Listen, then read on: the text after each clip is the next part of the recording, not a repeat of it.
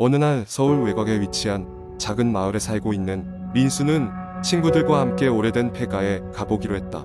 그 폐가는 오랫동안 버려져 있었고 마을 사람들 사이에서는 왠지 모를 기분 나쁜 소문이 돌고 있었다. 누구도 그 집에 가려고 하지 않았고 심지어 애써 우회해서 돌아가기도 했다. 하지만 민수와 친구들은 그날 밤 그곳에서 담력을 시험하기로 마음먹었다.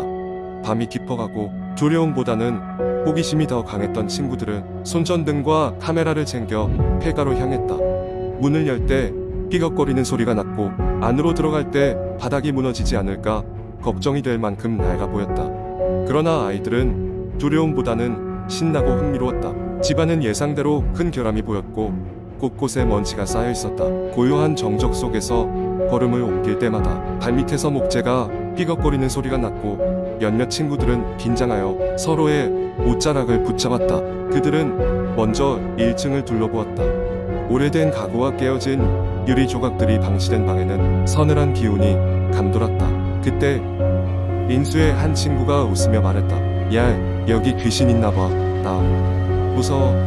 라고 겁주는 척했지만 모두가 웃으며 가벼운 긴장을 풀었다. 갑자기 2층에서 무언가 떨어지는 소리가 들렸다. 아이들은 순간 숨을 죽이고 위층을 바라보았다. 긴장한 나머지 그들 중 몇몇은 앞서 나가보기로 했고 민수도 용감히 그 뒤를 따랐다. 그들은 조심스럽게 계단을 올라갔고 소리가 난 쪽을 살폈다. 그곳엔 아무것도 없는 것처럼 보였지만 벽에는 이상한 그림과 낙서가 가득했다. 누군가 일부러 그린 것처럼 선명한 그 수많은 그림은 어린아이가 낙서하듯 끼적여 놓은 것들이었다. 계속해서 방을 하나씩 지나고 있을 때 갑자기 문 하나가 열리는 소리가 들렸다. 아이들은 깜짝 놀라 뒤를 돌아봤지만 아무도 없었다. 문은 계속해서 반쯤 열려있는 상태였고 그 안쪽에 무엇이 있는지 궁금한 나머지 민수가 손전등을 비추었다. 방 안은 온통 어둡고 침울한 분위기를 물씬 풍기고 있었으며 소름이 돋을 만큼 차가운 기운이 감돌았다. 그때 민수는 방 구석에서 누군가의 실루엣이 있는 것을 본 것 같았다. 눈을 몇 번 깜빡였지만 아무것도 없었다. 방 안을 더 자세히 살펴보려는 순간 갑자기 누군가의 차가운 손이 그의 발을 꽉 잡았다. 깜짝 놀란 민수는 머리카락이 뻗칠 정도로 무서웠지만 가만히 그 자리에 얼붙어 버렸다. 친구들이 놀라며 소리를 질렀고 그 손길은 삽시간에 사라졌다. 아이들은 그 길로 집 밖으로 대피했고 달이 집의 그림자를 어렴풋이 비추고 있었다. 그 이후로 민수와 친구들은 두 번 다시 그 폐가를 찾지 않았다. 그날 이후로도 몇몇은 가끔씩 그 집 근처를 지날 때면 한기가 느껴진다고 말했고 그들이 그날 느꼈던 기이한 느낌은 오래도록 잊히지 않았다. 오랜 시간이 지나도 그 폐가는 더욱 폐허가 되어갔지만 아이들 사이에서 그날의 이야기는 전설처럼 전해졌고 용기가 있어 보여도 다시 그곳에 가려는 사람은 없었다. 그 집에 도대체 어떤 일이 있었던 것인지는 아무도 알 수 없었고 그것은 끝없는 미스터리로 남아 사람들의 호기심을 자극했다. 두 번째 이야기. 어느 날 나는 친구들과 함께 주말을 맞아 주말 농장을 방문하기로 했다. 서울에서 멀지 않은 작은 마을에 위치한 그 농장은 도심에서 벗어나 자연을 만끽할 수 있는 좋은 기회였다. 친구들은 차례차례 모였고 우리는 다 함께 자동차에 몸을 실었다. 농장에 도착했을 때 우리는 근처에 낡고 오래된 건물이 있다는 걸 알게 되었다. 그곳은 이제 어느 누구도 찾지 않는 폐가로 변해 있었다. 농장 주인 할아버지는 저녁 식사를 준비해주겠다고 약속했고 우리는 남는 시간을 이용해 주변을 탐험하기로 했다. 폐가로 가는 길은 잡초로 가득했고 몇 년이나 방치된 것처럼 보였다. 폐가에 도착하자 거대한 나무들이 그늘을 들이오며 우리를 반겼다. 건물은 금방이라도 무너질 듯한 모양새였지만 우리는 안으로 들어가기로 했다. 친구들 중 한 명이 카메라를 꺼내들며 이곳의 유령을 찍으면 상금이라도 받을 수 있지 않을까?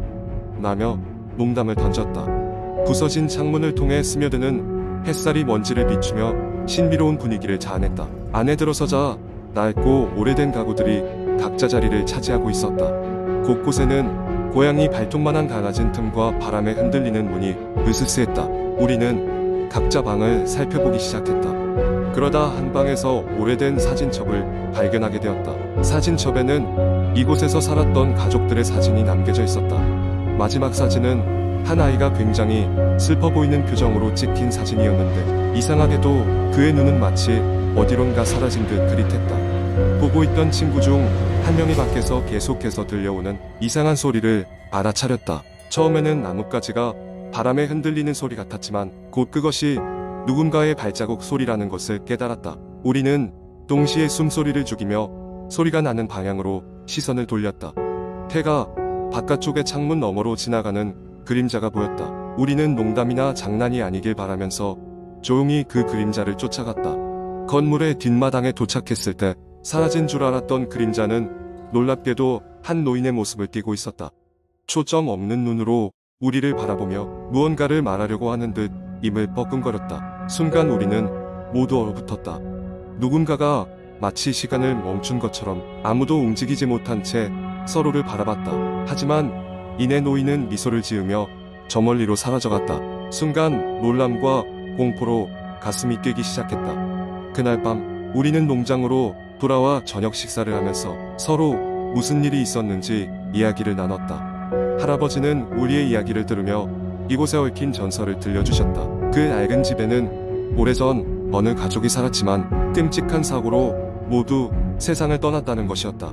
특별히 아이는 그날 이후 울부짖는 아이의 모습을 보았다는 사람들이 많았다고 했다. 비록 우리의 눈앞에 직접 그녀의 모습을 본 것은 아니었지만 그 느낌만으로도 등골이 오싹해졌다. 다시 서울로 돌아오는 길 우리는 폐가에서 촬영한 사진을 돌려보면서 맞춰보기 시작했다.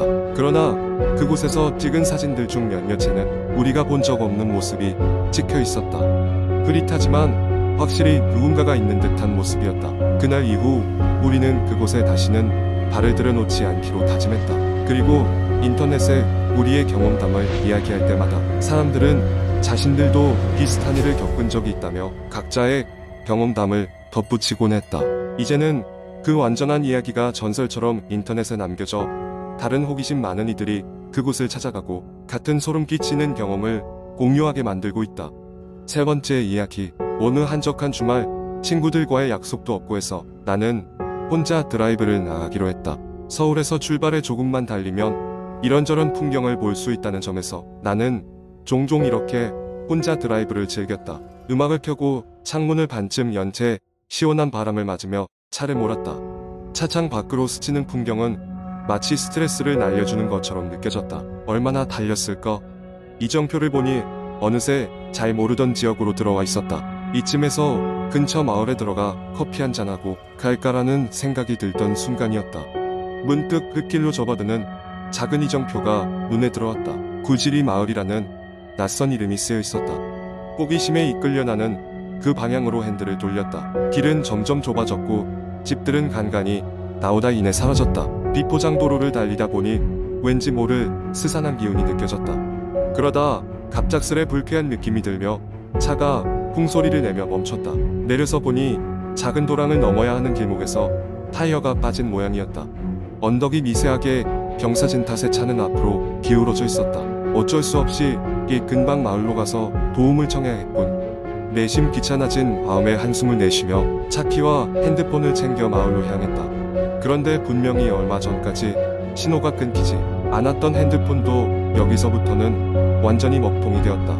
아무래도 깊숙한 산중이라 그런가 보다 싶었다. 얼마 지나지 않아 작은 마을이 보이기 시작했다.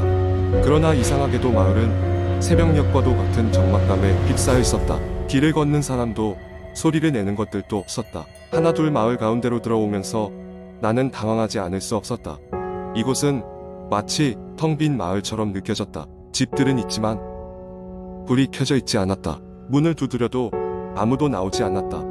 이렇게 조용할 리가 없는데 어찌할 바를 모른 채 마을을 서성이던 중 드디어 한 할머니가 보였다. 노인의 걸음걸이는 마치 떠도는 유령처럼 천천히 느릿하게 다가왔다. 반갑다는 듯 손을 흔들며 다가간 나는 자신의 차가 도랑에 빠졌고 도움을 요청하러 이곳에 왔다고 설명했다. 할머니는 그저 희미한 미소를 지으며 고개를 끄덕였다. 조용히 나를 따라오라고 손짓했다. 할머니는 마을 가장 끝자락에 위치한 오래된 집으로 나를 안내했다. 그리고는 집 안으로 들어가더니 몇 가지 도구를 가져와서는 나를 따라 나섰다. 할머니와 함께 벼슬 차가 있는 곳으로 돌아오자 해는 이미 서쪽으로 기울어가고 있었고 주위는 더욱 어슴푸레해졌다. 나는 뿌연 안개가 서서히 피어오르는 것을 느낄 수 있었다. 할머니의 도움으로 간신히 차를 도랑에서 빼낼 수 있었다.